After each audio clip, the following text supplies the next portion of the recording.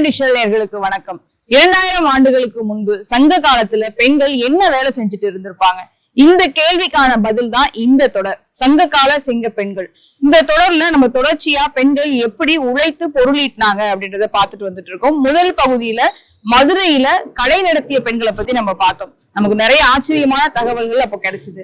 அதே போல இரண்டாவது பகுதியில நெய்தல் நில பெண் ஒரு மீனை எப்படி தன்னோட திணையிலிருந்து இன்னொரு திணைக்கு எடுத்துட்டு போய் விற்கிறாங்க அப்படின்ற அதை பத்தின நிறைய தகவலை நம்ம பார்த்தோம். இது எல்லாமே நமக்கு சங்ககால பாடல்கள்ல பொதிந்து கிடக்குது. அதை பத்தி நமக்கு அழகா விவரிச்சுட்டு இருக்காங்க தமிழ் ஆய்வாளரும் தெற்காசியாவை பத்தின நிறைய ஆய்வு கட்டுரைகள் எழுதின திருமதி மு சுப்புலட்சுமி.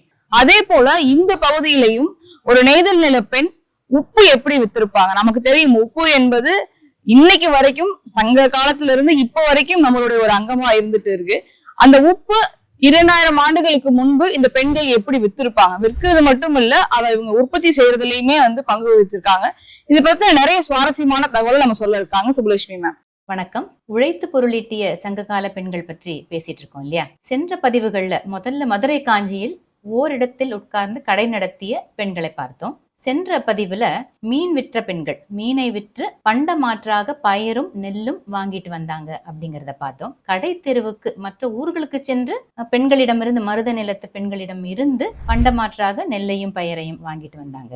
கடை தெருவுக்கு நெல் வாங்க சென்று அங்க நெல்லை வாங்காம பக்கத்துல தனக்கு விருப்பமான அணிகலன்களையும் கழங்கு விதை போன்ற பருத்த முத்துக்களையும் வாங்குகின்ற வலிமையை அந்த உழைத்து பொருளீட்டிய அந்த பெண்கள் பெற்றிருந்தார்கள் அப்படிங்கிறதையும் பார்த்தோம். கூடுதலாக தங்கள் வீட்டு ஆடவர்கள் மீன் பிடித்துட்டு வர இவங்க போய் வித்துட்டு மட்டும்தான் வந்தாங்களா அப்படின்னா இல்ல, மீன் பிடிப்பதிலும் அவர்கள் வல்லவர்களாக இருந்தாங்க அப்படிங்கறத நம்ம சென்ற பதிவுகள்ல பார்த்தோம். இன்னைக்கு நம்ம பார்க்க போறது உப்பு விற்ற பெண்களை. உப்பு விற்ற சங்ககால பெண்களை பார்ப்பதுக்கு முன்னாடி சங்க இலக்கியம் உப்பை பற்றியோ உப்பு குறித்த தகவல் பற்றியோ உப்பு வணிகர்கள் பற்றியோ என்னென்ன தகவல்கள் கொடுத்திருக்கு அப்படிங்கறத சிறிய அளவுல பார்த்துட்டு நம்ம அந்த பெண்களிடம் அவர்களை சென்று சந்திப்போம்.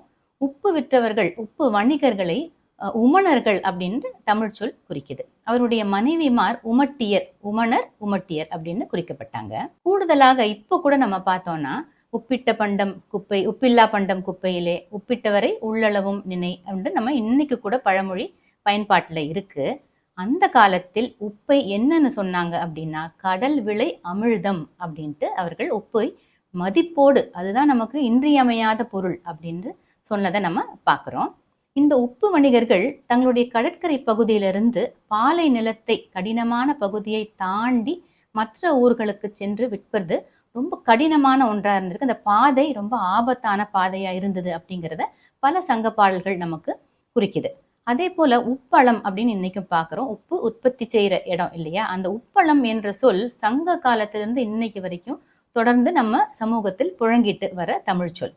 எப்படி உப்பு உற்பத்தி ஆகுது அப்படிங்கறத ரொம்ப சுருக்கமாக, கடுவெயில் கொதித்த கல்விளை உப்பு, கடல் நீர் கடும் வெயில்ல கொதிக்க கல்லாக விளைந்ததுதான் உப்பு அப்படின்ட்டு நற்றிணை பாடல் ஒன்று குறிக்குது. இந்த தகவல்களை தாண்டி இப்போ அடுத்து உப்பு விற்ற சங்ககால பெண்களை நாம சந்திக்க போறோம். எப்போதும் சொன்னது போல காட்சி, அந்த உணர்வு ரொம்ப முக்கியம். அதன் இடையில் இந்த தகவல்களை சங்க புலவர்கள் நமக்கு தராங்க. 2 அகநானூறு பாடல்கள் நமக்கு உப்பு விற்ற பெண்களை நமக்கு படம் பிடித்து காட்டுது. ரெண்டுமே தலைவன் தன் தோழனிடம் பேசுவதாக அமைது. தன்னுடைய காதல் உணர்வை, ஏக்கத்தை புலம்புகிறான். ஒண்ணு இந்த காதல் உணர்வை சொல்றதா இருக்கு, இன்னொரு பாடல் ரொம்ப இளமை துள்ளலோட அமைஞ்ச ஒரு பாடலா இருக்கு. முதல் பாடல், 2 பாடல்களும் அம்மூவனார் என்ற புலவர் எழுதியது. முதல் பாடல்ல அந்த கடற்கரை பகுதியில உமணர்கள் கூட்டமா வசிக்கிறாங்க. அங்க இருங்கழி செருவின் உழா அது செய்த வெண்கல் உப்பின், உப்பங்கழியில் உழாமல் உற்பத்தி செய்தது. உழுது செய்யறது நமக்கு பயிர் விளையுது இல்லையா? உப்பங்கழியில் உழாமல் உற்பத்தி செய்த அந்த வெண்கல் உப்பை வண்டிகளில் ஏற்றி மலைகளை கடந்து அவங்க விற்கிறதுக்கு போறாங்க. அந்த வீட்டு பெண்களை பற்றி தான் நம்ம அங்க குறிப்பா அந்த வீட்டு பெண்ணை பற்றி நம்ம தலைவன் பேசுகிறான் தன் தோழனிடம். அவள் யார் அப்படின்னா உமணர் காதல் மடமகள். அந்த உமணர்கள் பெற்ற ரொம்ப அன்புக்குரிய மகளாம் இந்த இவன் விரும்புகின்ற அந்த பெண். அவ எப்படி அங்க போயிட்டு இருக்கா? அவளும் அந்த கடற்கரை தன்னுடைய இடத்தை தாண்டி உப்பு விற்கிறதுக்காக அவ போறா. இந்த மீனவர் குடியிருப்பு பக்கத்திலேயே இருக்கு. அந்த மீனவர் குடியிருப்புல அவ உப்பு விற்கிறதுக்காக அங்க போறா. அவ எப்படி போறா? சில் கோல் எல் வளை தெளிர்ப்ப வீசி நெல்லின் நேரே வெண்கல் உப்பு என சேரி விலைமாறு கூறலின் சில்கோல் எல்வளை தெளிர்ப்ப வீசி. சின்ன வட்டமான வளையலை மின்னுது அவளுடைய வளையல். அந்த வளையலை வீசி அவ கையை வீசிக்கிட்டு இப்ப அவ அப்படி நடந்து போறது நம்ம கண்ணுக்கு முன்னாடி தெரிகிற மாதிரி தான் சங்க பாடல்கள் நமக்கு புனையப்பட்டிருக்கும். தெளிப்ப வீசி அவ நடந்துட்டு இருக்கிறா. அந்த வட்ட வளையல்கள் மின்னுது, வீசி நடக்கிறா. அந்த கையை வீசி வளையல் குழுங்க நடந்து போறா இல்லையா, என்ன பண்றா அப்படின்னா நெல்லின் நேரே வெண்கல் உப்பு அப்படின்னு கூவுறா. உப்பு வாங்கலையோ, நெல்லுக்கு உப்பு வாங்கிக்கோங்க அப்படின்னு சொல்லி அங்க கூவி அவ வித்துட்டு இருக்கா. அந்த ஒலியை கேட்டு அங்க பக்கத்துல ஒரு நாய் வந்து குறைக்குது. உடனே அவ வந்து அச்சப்படுறா. அவ எப்படி அச்சப்பட்டா அப்படின்னு சொன்னா, 2 கயல்கள் சண்டையிட்டு கொள்வது போல அவளுடைய கண்கள் பதறுது. அதுல அச்சம் வெளிப்படுதான். அதை இந்த தலைவன் அங்க இருந்து பார்த்துட்டே இருக்கிறான். அதனாலதான் அவன் தோழன் கிட்ட நடந்த நிகழ்வை அவன் விவரிக்கிறான். அப்போ நடந்து வித்துட்டு வந்தா, கையை வீசி வீசி உப்பு வித்துட்டு வந்தா, வாங்குறீங்களா, நெல்லுக்கு பண்டமாட்டான்னு கேட்டுட்டு கூவி வித்துட்டு வந்தா. அப்ப நான் பார்த்தேன், அங்க நாய் ஒண்ணு குறைச்சுது. அவ கண்கள் அச்சத்தை வெளிப்படுத்தின. உடனே இவனுக்கு வந்து அந்த வருத்தம் எப்படி இருந்தது, அவளுடைய தந்தையோட வண்டி இருக்கே, அது உப்பு விற்க கடினமான வழியில் போகும்போது அந்த மண்ணுல அது அடிக்கடி சிக்கிக்கும். அந்த மண்ணுல சிக்கின வண்டியை இழுக்கிறதுக்கு காளை மாடுகள் ரொம்ப கஷ்டப்படும். அந்த காளை மாடுகளுடைய வலி இருக்கு இல்லையா, அது போல எனக்குள் இவளை பார்த்து பேச முடியலையே அப்படிங்கிற வலி ஏற்பட்டது அப்படின்னு அவன் புலம்புறான் தன்னுடைய தோழனிடம். இங்கு அந்த காதல், அவனுடைய ஏக்கம், நமக்கு அதுதான் முதன்மை உணர்வு. அந்த காட்சி எவ்வளவு அழகா அமைச்சிருக்காங்க அப்படிங்கிறது நமக்கு அருமையா நமக்கு புரியுது. அதை தாண்டி நாம இங்க தெரிஞ்சுக்க வேண்டியது, இந்த சங்க கால பெண் தன்னிடத்திலிருந்து வேற ஊருக்கு சென்று இல்ல வாழிடங்களுக்கு சென்று உப்பை கூவி விற்று பண்டமாற்றாக வாங்கி வந்தது அவளுடைய இயல்பான கடமையாக, பிழைப்பாக இருந்தது, பொருள் ஈட்டிய ஒரு திறனாக இருந்தது அப்படிங்கிறத நம்ம இந்த பாடல்ல இருந்து தெரிஞ்சுக்கிறோம். அடுத்த பாடல்ல ஒரு இளமை துள்ளல் இருக்கு. இதை எழுதியவரும் அம்மூவனார் தான். தலைவியோடு ஒரு நாள் நடந்ததை தலைவன் தன் தோழனிடம் சொல்றான். முதல்ல எப்போதும் போல அந்த பெண் எப்படி இருந்தாள், வனர் சுரி முச்சி, சுருண்ட கூந்தலை உச்சி கொண்டையாக கட்டியிருந்தாள். இடுப்பில் தழையாடை அவள் அணிந்திருந்தாள். அந்த தழையாடை அவள் அசைந்து நடக்கும்போது, அவள் இடுப்பு அசையும் போது அதுவும் அப்படியே அசைஞ்சிட்டே இருந்தது. அவள் உச்சி கொண்டையோடு இப்படி நடந்து போயிட்டு இருந்தா.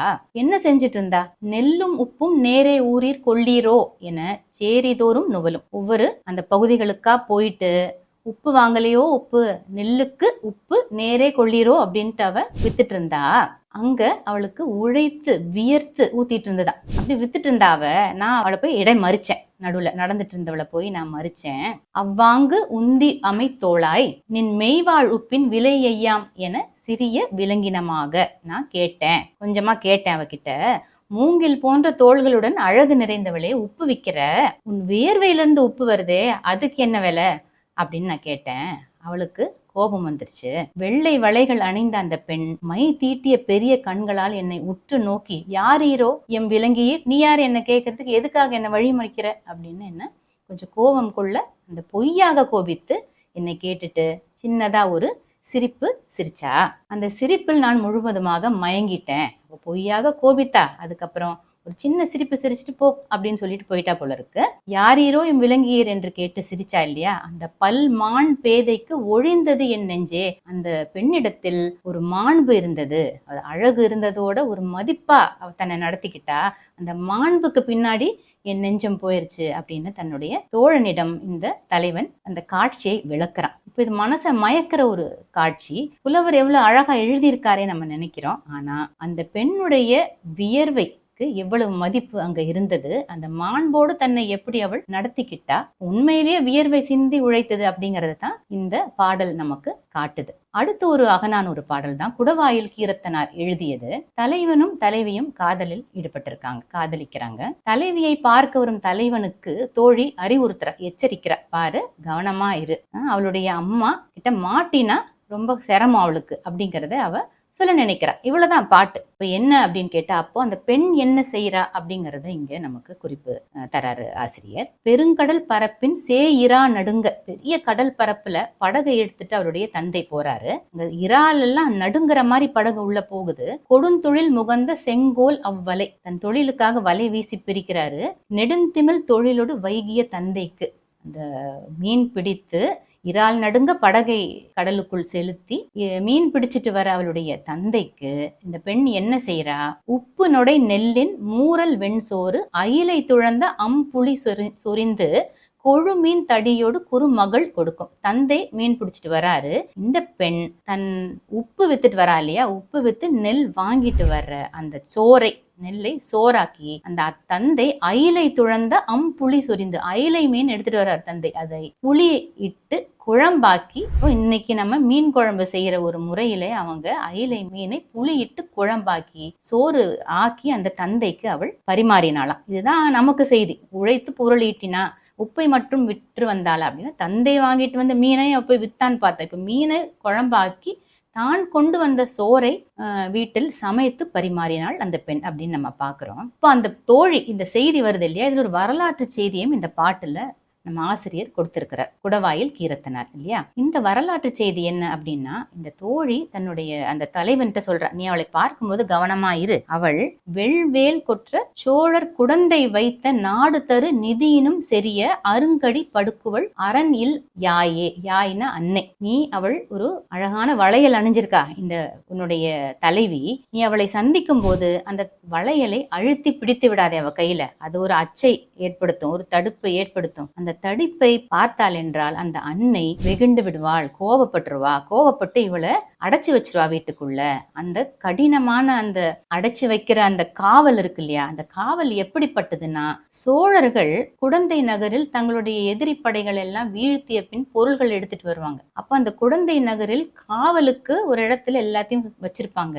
அந்த காவல் எவ்வளவு கடினமானதோ அதே போல இந்த அன்னை, நீ இந்த கைவளை அழுத்தி பிடிச்சிட்டேன்னா அந்த தெரிஞ்சுக்கிட்டு அந்த அன்னை காவலில் வைப்பாள் உன் காதல் பெண்ணையே, நீ இந்த மாதிரி செஞ்சிராத அப்படின்ட்டு. பொருள் இவ்வளவுதான், நீ அவள் கையை அழுத்தி பிடிக்காத, அன்னை தன்னுடைய காவலை அதிகப்படுத்தி விடுவாள், உன் காதலியே உன்னால் சீக்கிரம் அப்புறம் சந்திக்க முடியாது, அடுத்த நிலைக்கு போக முடியாது, திருமணத்தை நோக்கி போக முடியாதுன்னு சொல்றது மட்டும்தான் செய்தி. இதில் நமக்கு கிடைக்கிற செய்திகள், இந்த பெண் உப்பை விற்று நெல் வாங்கி வந்தாள், தந்தைக்கு புளியில் அயிலை மீனை சமைத்து கொடுத்தாள், அடுத்து சோழர்களுடைய காவல் நகரம் எப்படி இருந்தது, பொருட்களை கொண்டு வந்து, அது இந்த உவமையாக பெண்ணின் அன்னை எவ்வளவு காவலில் இவளை வைப்பாள் அப்படிங்கிறதுக்காக நம்ம இந்த பாட்டை இவ்வளவு விரிவாக கொடுத்திருக்கிறார் அந்த ஆசிரியர். அதுவும் குறிப்பா விளக்கம் எல்லாம் கேட்க மாட்டா தாய், அதுதான் அரண் இல் யாயே, அவளுக்கு அதெல்லாம் அவளுக்கு எதுவுமே தேவையில்லை, கடுங்காவலில் வைத்து விடுவாள். இதுதான் இந்த சங்க பாடல்கள் ஒரு செய்தியை சொல்ல வந்து, செய்திங்கிறது அந்த காதல் உணர்வும் புலம்பலும் ஏக்கமும் எச்சரிக்கும் ஏதோ ஒண்ணுதான், ஆனா இதில் இவ்வளவு தகவல்களை நமக்கு தந்து சென்றிருக்கிறார்கள் புலவர்கள். இதுதான் அதில் சுவையை தாண்டி நம்ம தேடி கிடைக்கின்ற முத்து. இந்த வாரம் இந்த உப்பு விற்ற பெண்ணை பார்த்தது போல அடுத்த வாரம் இன்னும் ஒரு முக்கியமான ஒரு தொழில், அது பல அரசுகளுக்கு பெரும் பொருள் ஈட்டித்தர ஒரு தொழில். அது தங்கள் காலத்துல சங்க பெண்கள் திறம்பட கள் காய்ச்சி விற்று அதை ஒரு தொழிலாக எப்படி நடத்தினாங்க அப்படிங்கிற ஒரு விரிவான செய்திகள் நமக்கு சங்க பாடல்கள் மூலமா கிடைக்குது. அதை நாம அடுத்த பதிவுல பார்க்க போறோம். நன்றி.